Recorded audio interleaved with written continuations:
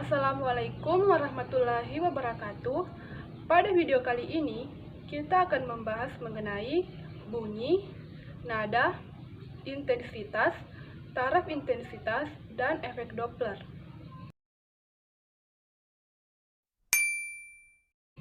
Dalam kehidupan sehari-hari, kita tentunya tidak asing lagi dengan adanya bunyi-bunyian di sekitar.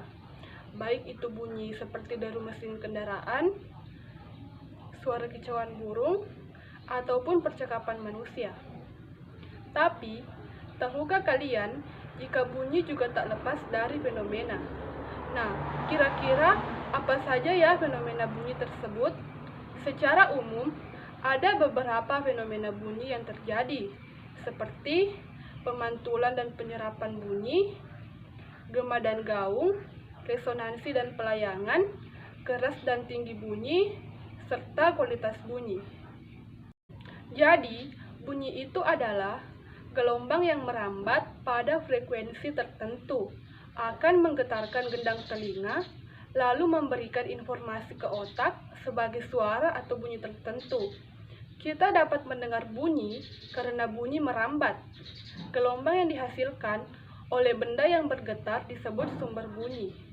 Gelombang bunyi termasuk ke dalam gelombang longitudinal karena perambatannya membentuk pola rapatan dan renggangan.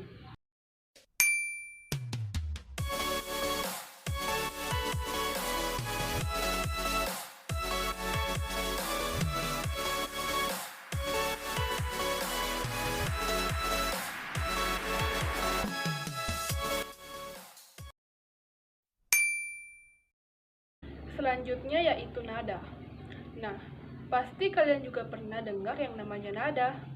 Ada nada tinggi dan ada juga nada rendah. Tapi, apa sih itu nada? Jadi, nada adalah bunyi yang beraturan dengan frekuensi tunggal tertentu dan memiliki tinggi nada tertentu menurut frekuensinya. Selanjutnya yaitu intensitas bunyi.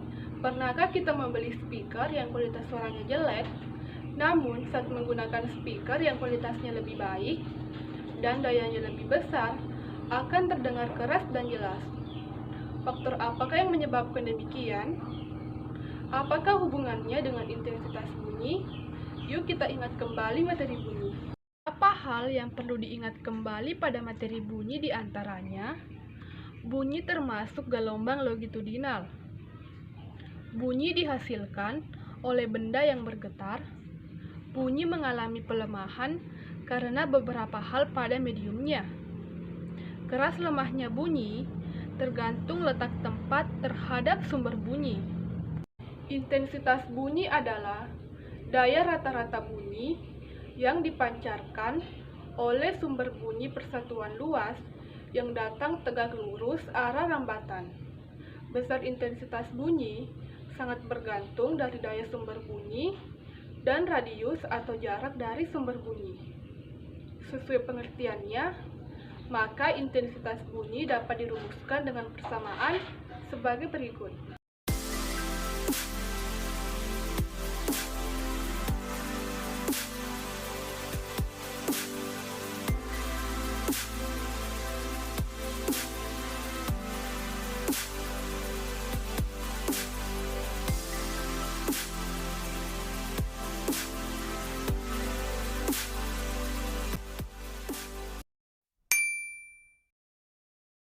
Selanjutnya yaitu taraf intensitas bunyi.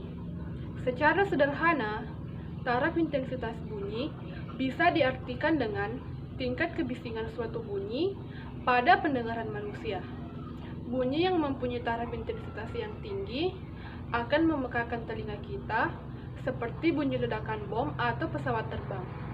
Secara fisika, taraf intensitas bunyi merupakan perbandingan nilai logaritma antara intensitas bunyi yang diukur dengan intensitas ambang pendengaran.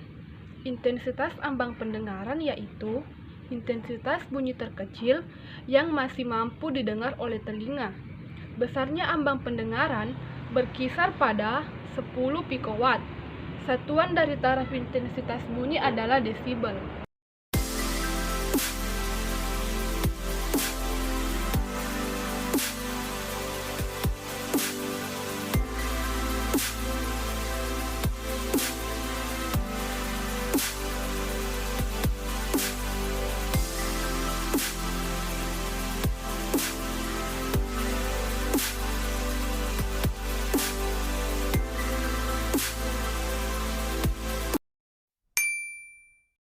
Selanjutnya yaitu efek Doppler. Efek Doppler adalah perubahan frekuensi atau panjang gelombang suatu gelombang pada seorang penerima yang sedang bergerak relatif terhadap sumber gelombang. Efek Doppler dinamakan berdasarkan seorang ilmuwan, yaitu Christian Doppler, yang pertama kali menjelaskan fenomena tersebut pada tahun 1842. Efek Doppler dapat ditemukan pada segala jenis gelombang, seperti gelombang air, gelombang suara, gelombang cahaya, dan lain-lain. Sebelum kita bahas lebih lanjut mengenai efek Doppler, yuk kita simak video berikut ini.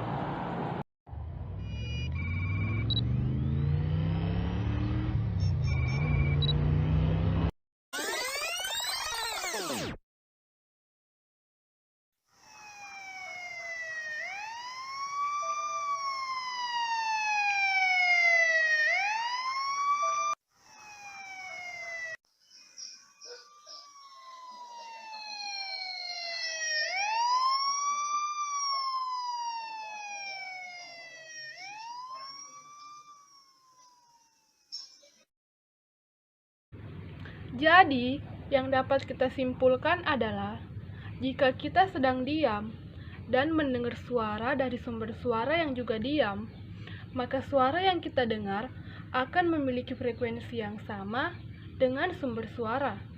Namun, efek Doppler akan terjadi saat sumber suara bergerak terhadap pendengar ataupun sebaliknya.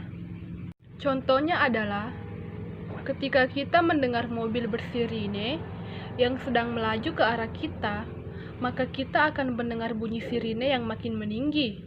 Frekuensi suara makin tinggi, kemudian saat mobil tersebut telah melewati kita dan makin menjauh, bunyi sirine akan makin mengecil. Inilah fenomena efek Doppler, yakni perubahan frekuensi suara yang dihasilkan oleh sumber suara yang bergerak.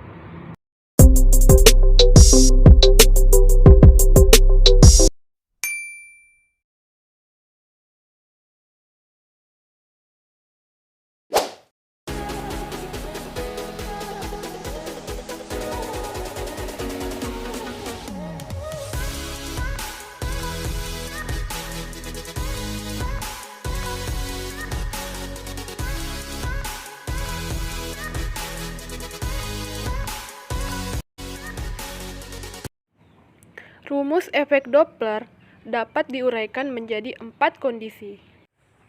Rumus efek Doppler atas ditambah, bawah dikurang jika 1. Pendengar mendekati sumber bunyi yang diam. 2. Sumber bunyi mendekati pendengar yang diam. 3. Sumber bunyi dan pendengar saling mendekati. Rumus efek Doppler atas dikurang, bawah ditambah jika 1. Pendengar menjauhi sumber bunyi yang diam. 2. Sumber bunyi menjauhi pendengar yang diam. 3. Sumber bunyi dan pendengar saling menjauhi. Rumus efek Doppler atas bawah ditambah jika sumber bunyi dan pendengar bergerak searah di mana sumber bunyi di depan pendengar. Rumus efek Doppler atas bawah dikurang jika sumber bunyi dan pendengar bergerak searah di mana pendengar di depan sumber bunyi. Sekian video dari saya, semoga bermanfaat. Assalamualaikum warahmatullahi wabarakatuh.